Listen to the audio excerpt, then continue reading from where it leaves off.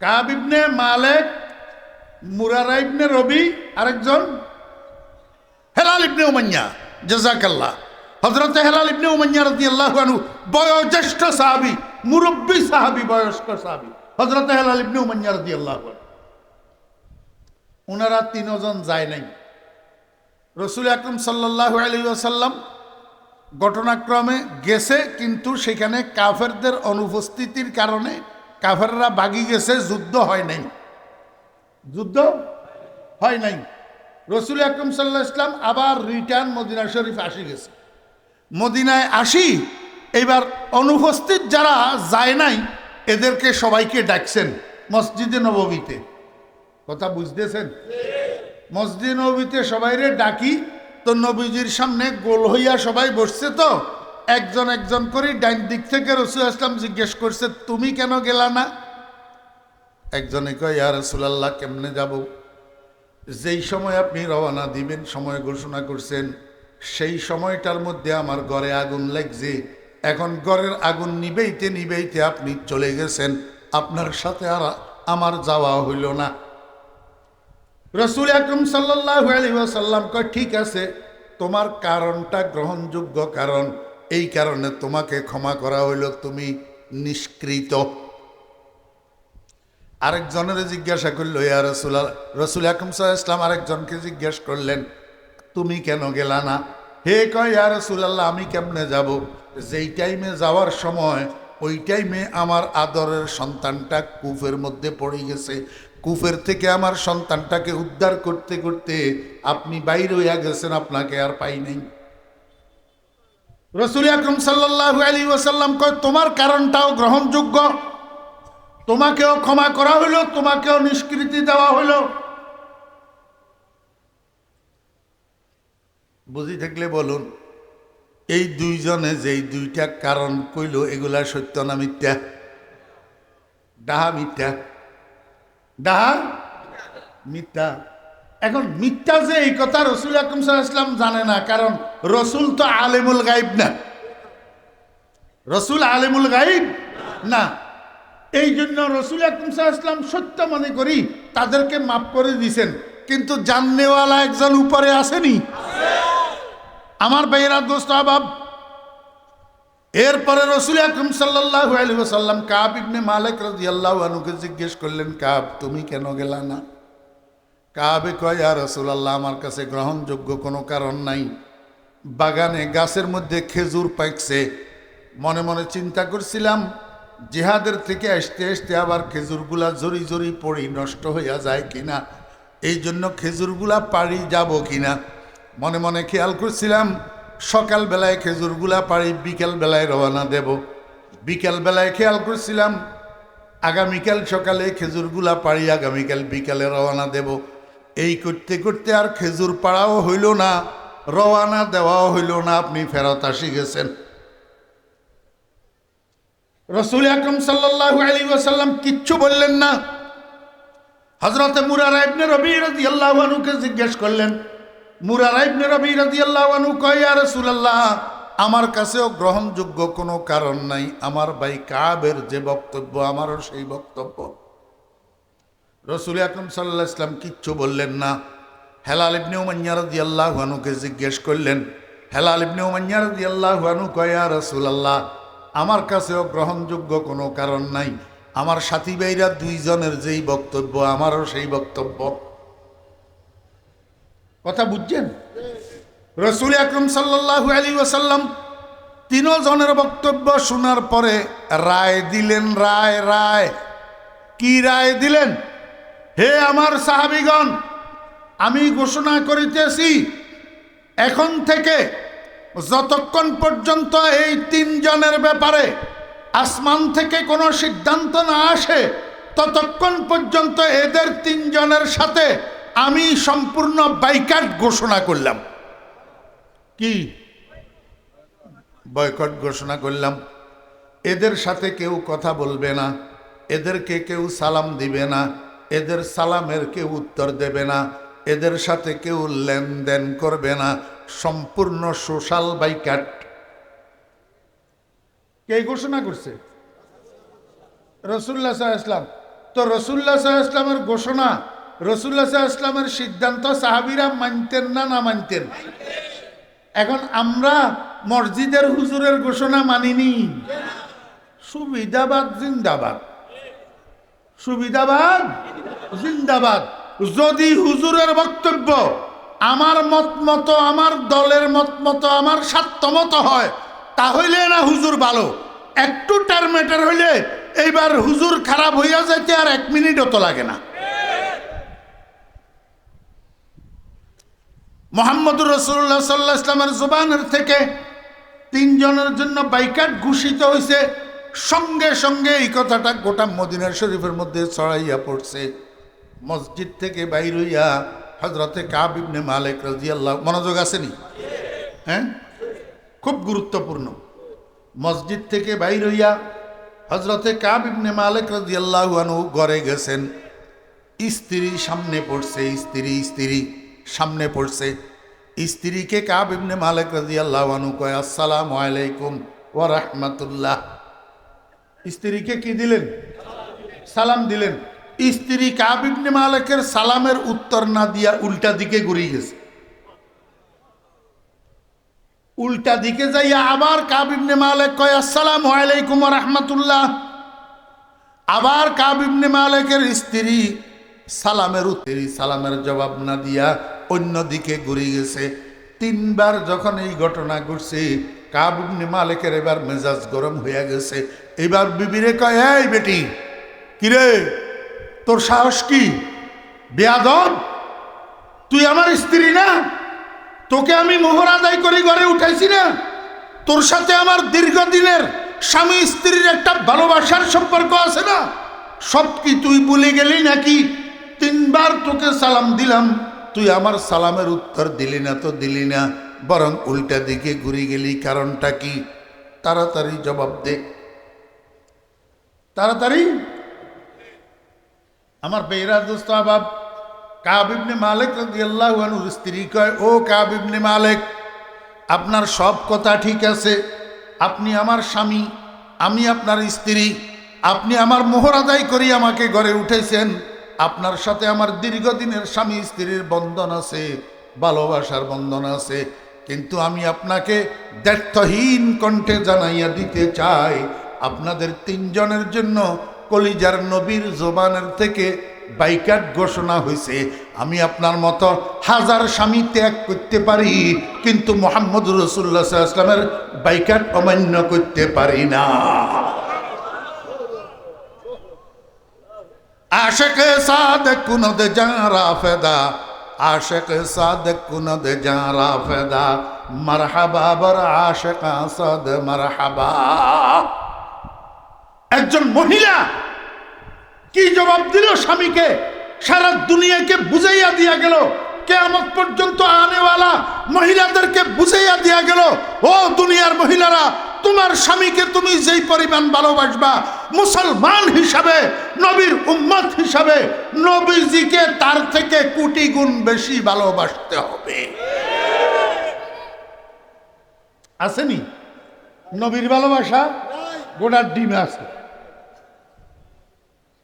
আমার বেহরা দোস্তাবাব, 3 জনের জন্য বাইকাট ঘোষণা হয়েছে। মদিনা শরীফের মধ্যে এরা 3 জন হাঁটে চলে, কেউ কথা কয় না, কেউ সালাম দেয় না, কেউ সালামের উত্তর দেয় না। বুখারী শরীফ 2য় খণ্ডের মধ্যে গিয়া বড় লম্বা হাদিস। কাব ইবনে মালিক রাদিয়াল্লাহু আনহু কয়, কোনো মানুষ আমার সাথে কথা কয় না, ঘরে বাইরে কেউ আমারে সালাম দেয় না। কোনো সময় আমার মন চায় বড় একটা দেওয়ালের উপরে উঠি, সেখান থেকে লাফাইয়া পড়ি, আমি আত্মহত্যা করি। মনে চায় এই জীবন রাখি লাভ কি, যেই জীবনের সাথে কোনো মানুষের লেনদেন নাই। হাত্তাকে মুহাম্মদুর রাসূলুল্লাহ সাল্লাল্লাহু আলাইহি ওয়াসাল্লাম, আমার কলিজার টুকরা নবীও আমার সাথে কথা বলে না। কাব ইবনে মালিক রাদিয়াল্লাহু আনহু কয়, শেষ পর্যন্ত এই আত্মহত্যা করার সিদ্ধান্ত থেকে আমি বাঁচলাম কিভাবে? আত্মহত্যা করার সিদ্ধান্ত পরিহার করলাম কিভাবে? একটা কারণে, সেই কারণটা হলো আমার দিলের মধ্যে এই কথাটা আসছে, কিরে নবীজি তোর সাথে কথা বলে না ঠিক, কিন্তু নামাজের কাতারে একটু চোখের কোনা দিয়া এমনি করেই তাকাইয়া দেখে কাব নামাজের কাতারে আসছে না আসে না। বয়ে কাশোয়া মোরা বরবাদ কর দি, বয়ে কাশোয়া মোরা বরবাদ কর দি, হাজার খার বর বিস্তর নেহাদি। ও কাব ইবনে মালিক, নবীজি তোর সাথে কথা বলে না, কিন্তু নবীজি তোর চোখের কোনা দিয়া তোর দিকে একটু তাকাইয়া দেখে। যদি তোর জন্য মায়া না থাকতো, যদি তোর জন্য মহাব্বত না থাকতো, তোর চোখের কোনা দিয়া তোকে তাকাইয়া দেখবে কেন? আমার ভাইয়েরা, সংক্ষেপে বলতেছি, এই ঘটনা গড়াইতে গড়াইতে 1 মাস। বাইকার দিনটা কত লম্বা হয়েছে? 1 মাস। ঠিকই 1 মাস পরে আমার ভাইয়েরা দোস্ত আহবাব, একটা লোক হযরতে কাব ইবনে মালিক রাদিয়াল্লাহু আনহু উঁচা দেওয়াল একটার উপরে একা একা বসে বসে চিন্তিত মনে বসে আছে। একটা লোকে আসি কয়, কাব তোমার জন্য সুসংবাদ। কয় কি সুসংবাদ? কয় আসমান থেকে তোমরা 3 জন যে সত্যবাদী, তার জন্য আল্লাহ পাক সাক্ষী পাঠাইছে।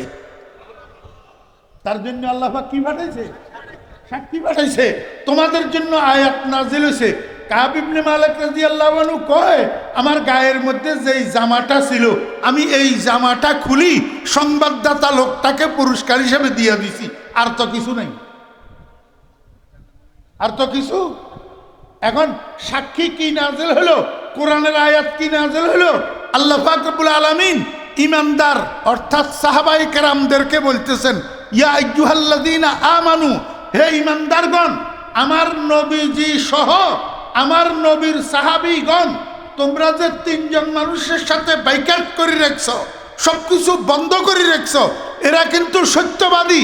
তোমাদের বাইকাট ঠিক হচ্ছে না, তাড়াতাড়ি তাদের সাথী হও, তাদের সাথে কথা বলো, বাইকাট উদ্রোহ করো, তাদের সমর্থন করো। কথা বুঝছেন না বুঝেননি? এখন বুঝেন একটা কথা, আরবি গ্রামার।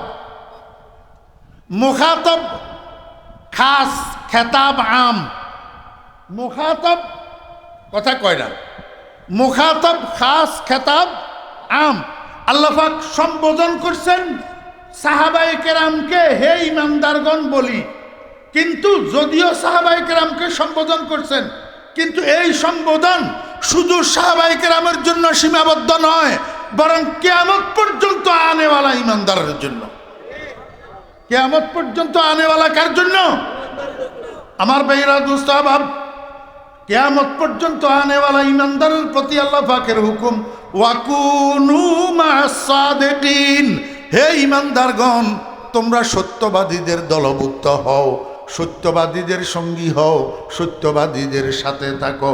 আমার ভাইরা দোস্ত আহবাব, যুগে যুগে যত ইমানদারের দল আছে, এই ইমানদারদের মধ্যে সবচেয়ে উত্তম সত্যবাদী হলো হযরতে উলামায়ে কেরাম। হযরতে উলামায়ে কেরাম, এই উলামায়ে কেরামদের মধ্যে আরো উত্তম সত্যবাদী হলো হযরতে মুখলিসিনে কেরাম। উলামায়ে কেরামের মধ্যে ওই সমস্ত আলেম যারা ইখলাসওয়ালা আলেম, এরা হলো কি? উত্তম সত্যবাদী, উত্তম। আমার ভাইরা দোস্ত আহবাব, এই মুখলিসিনের জামাত কারা? এই মুখলিসিনের জামাত হক্কানি রব্বানি মাশায়েখে আযম, হক্কানি রব্বানি মাশায়েখে আযম। যেই সমস্ত পীর মাশায়েখগণ হক্কানি রব্বানি পীর মাশায়েখ, উনারা হলো মুখলিসিনের জামাত। কিসের জামাত? মুখলিসিনের জামাত। আপনাদের ধারণা মতে এতগুলা মানুষ আপনারা এখানে আছেন, পীর সাহেব চরমনাই দামাত বারাকাতুহুম, উনি আলেম না আলেম না? আলেমদের মধ্যে ইখলাসওয়ালা আলেম না ইখলাসওয়ালা আলেম না? ইখলাসওয়ালা আলেম। হক্কানি রব্বানি শাইখে কামেল, হক্কানি রব্বানি শাইখে কামেল। তাহলে জমানার সাদেকিনদের একজন, জমানার সাদেকিনদের একজন। অতএব কারণে যদি দ্বন্দ্ব আসে, সত্যবাদী আর মিথ্যাবাদীর দ্বন্দ্ব, আমি পীর সাহেব চরমনাইকে যদি যমুনার সত্যবাদী মনে করি, আমাকে পীর সাহেব চরমনাইয়ের সাথে থাকতে হবে, এটাই আল্লাহর হুকুম।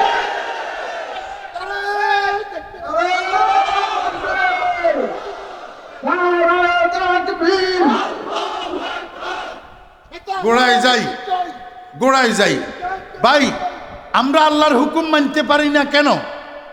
একটা জিনিসের অভাবে। কিসের অভাবে? মোহাব্বতের অভাবে। কিসের অভাবে? মোহাব্বতের অভাবে। এই মনোযোগ আসেনি? মোহাব্বত এমন এক জিনিস, এটার দ্বারাই হুকুম পালন করা সহজ হয়। মোহাব্বত না থাকলে হুকুম পালন করা সহজ হয় না। আপনার ম্যাডামে ডাকা যাওয়ার সময় আপনারা যে কয় একটা দামি শাড়ি আনার জন্য, ওই সময় তো শোকেসের মধ্যে ম্যাডামের 20টা শাড়ি জমা আছে। এরপরেও আপনি শতব্যস্ততার ভিতর দিয়েও ম্যাডামের হুকুমটা যে পালন করেন, শাড়ি যে নিয়ে আসেন, এটা কিসের কারণে? আজ মোহাব্বত তলখে হাশিরি শাওয়াদ, আজ মোহাব্বত তলখে হাশিরি শাওয়াদ, ওয়াজ মোহাব্বত দর্দ গম হালওয়া শাওয়াদ। মোহাব্বতে অসম্ভবকে সম্ভব বানায়, মোহাব্বতে মুশকিলকে আসান বানায়, মোহাব্বতে অন্ধকারকে আলো বানায়, মোহাব্বতে তিতারে মিঠা বানায়। আমার ভাইরা দোস্ত আবাব, পোলার বয়স 2 বছর। কয় বছর?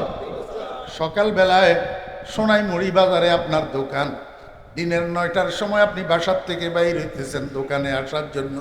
ওই 2 বছরের বাচ্চাটা আপনার জামা টানি ধরে রাখতে, আব্বু মোবাইল মোবাইল, মোবাইলও কইতে পারে না। কি কয়? মোবাইল। ওই সবাই মোবাইল চালায়, এখন ফোলায় কয় মোবাইল। এখন আপনি আমারে কন তো, এই ফোলারে 5,000-7,000 টাকা দিয়া অ্যান্ড্রয়েড মোবাইল দিবে বাপে। 300 টাকা দিয়া রাত্রে আসার সময় খেলনার মোবাইল একটা আনি দিছে।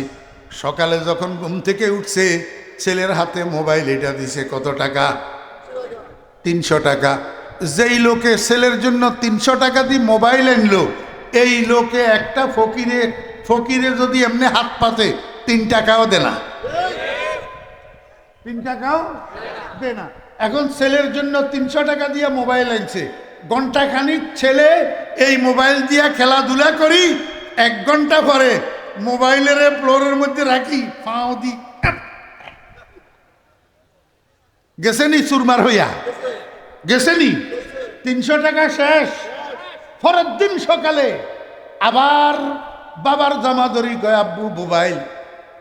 আব্বাই কয় বাবা তোমারে গতকাল আনি দিলাম একটা মোবাইল, এটারে তো তুমি ফাইন নিচে দিয়া ভাঙলা, আজকে আবার কেমনে তোমাকে আনি দিব। এইবার বাচ্চা বলা 2 বছর বল বাত করি কান্না শুরু করছে। যখন বাত করি কান্না শুরু করছে, এখন আব্বাই কোলে লইয়া মাথার উপরে হাত বুলায়, মুখের উপরে চুমো খায়, কয় বাবা ঠিক আছে ঠিক আছে ঠিক আছে, আনবো আজকে আর একটা আনবো, আজকে আর একটা আনবো। কারণটা কি? ওই পোলার চোখের পানি, ওই পোলার চোখের পানি বাপের বরদাস্ত হয় না। ঠিক না বেটি? আমার আল্লাহ কয়, রে দুনিয়ার মানুষ, তোর পোলার চোখের পানি যদি তোর বরদাস্ত না হয়, তোর চোখের পানি আমি আল্লাহর কেমনে বরদাস্ত হয়? আমি আল্লাহর কেমনে বরদাস্ত হয়? তুই চোখের পানি সারি এরকম বাচ্চা পোলার মতো কান্দিয়া আমার কাছে আবদার কর। তুই বাপে তোর ছেলের আবদার যত তাড়াতাড়ি পূরণ করবি না, তার চেয়ে কোটি গুণ তাড়াতাড়ি আমি আল্লাহ তোর আবদার পূরণ করব।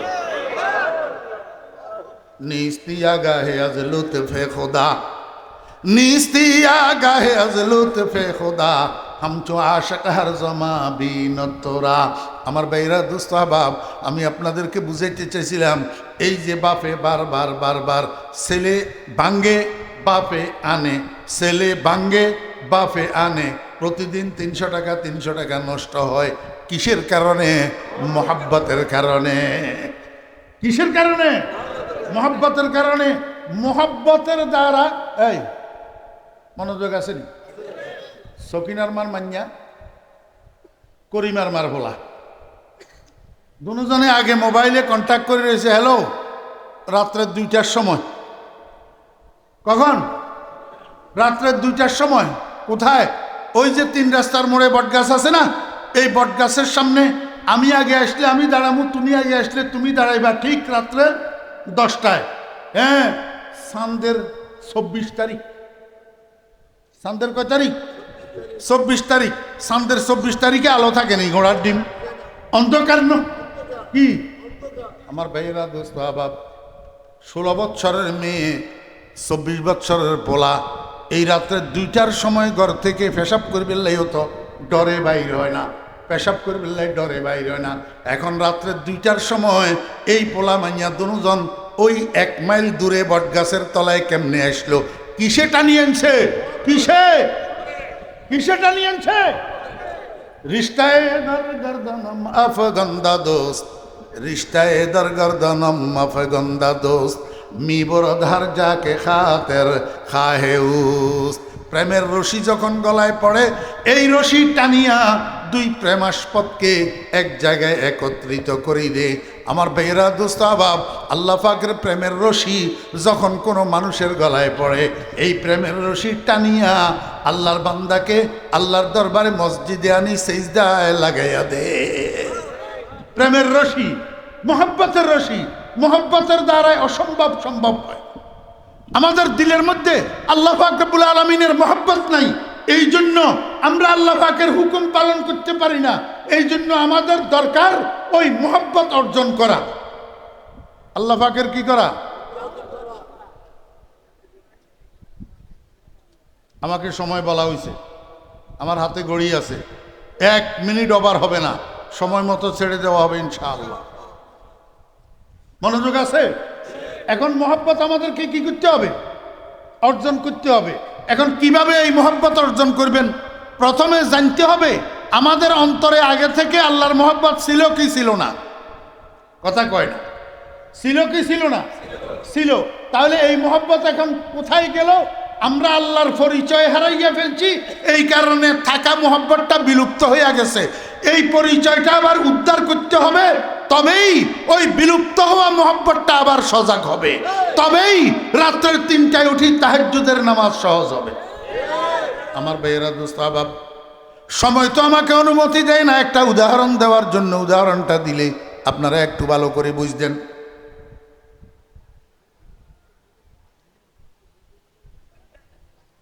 বলি একটা জট সংক্ষেপ। 80-র দশকে আমাদের দেশের এক লোক করাচি গেছে, করাচি যাইয়া আওয়ারা হইয়া গেছে। 15 বছর বাড়ির কোনো খোঁজখবর নাই। যাওয়ার সময় বাড়িতে একটা ছেলে রাখি গেছে, 2 বছর বয়স। এখন বুঝে থাকলে বলেন, 15 বছর পরে বাড়ির রেখে যাওয়া ছেলেটার বয়স কত হইছে? 17। 15 বছর পরে বেটা সেখান থেকে চিঠি লিখছে বাড়িতে বউয়ের নামে, আগামী মাসের 10 তারিখ সকাল 9টায় আমি ঢাকা এয়ারপোর্টে নামবো, তোমরা কেউ না কেউ আসি আমাকে আগাই নিয়ে যাইও। এই চিঠি যখন মায়ের ছেলের হাতে দিছে, ছেলে পড়ি কয়, মা আমি আব্বাকে আগাইয়া আনতাম, কিন্তু কিভাবে আগাইয়া আনবো? আমি তো আব্বারে চিনি না, আব্বাও আমাকে চিনবে না। মায় কয়, বাবা তুই ঢাকা যাওয়ার সময় তোর জ্যাঠারের সাথে করে নিয়ে যাবি। যেই কাজ সেই কথা, যাওয়ার দিন জ্যাঠারের সাথে করে নিয়ে গেছে। ঠিক আগামী মাসের 9 তারিখ সকাল 6টা, ভোর 6টার সময় জ্যাঠা ভাতিজা দুজন এয়ারপোর্টে গেছে। এয়ারপোর্টে যাইয়া এইবার অপেক্ষা করতেছে বাপের জন্য। আমার ভাইয়েরা, দোস্ত আবাব, এক সময় বাপ ভিতরের দিক থেকে একটা ট্রলির মধ্যে 3টা লাগেজ লইয়া এয়ারপোর্টের গেটে দিয়া বাইর হওয়ার জন্য আসছে, কিন্তু কোনো গাড়ি ঘোড়া নাই। ছেলে এটারের সামনে পাইয়া কয়, বাবারে তুমি কার ছেলে তো জানি না, কোনো গাড়ি দেখতেছি না। ওই যে সামনে বড় রাস্তা আছে, সেই রাস্তা পর্যন্ত আমার একটা লাগেজ আলগাইয়া একটু পৌঁছাইয়া দাও, আমার বড় উপকার হবে। আমি 2 হাতে 3টা লাগেজ তো বহন করতে পারবো না। ফলায় কি করছে, এমন জোরে দিছে ধমক, ওই বুড়া কে তুমি, আমারে কেন তোমার লাগেজ বহন করতে কও? তোমার আমাকে এয়ারপোর্টের কুলি মনে করছেন?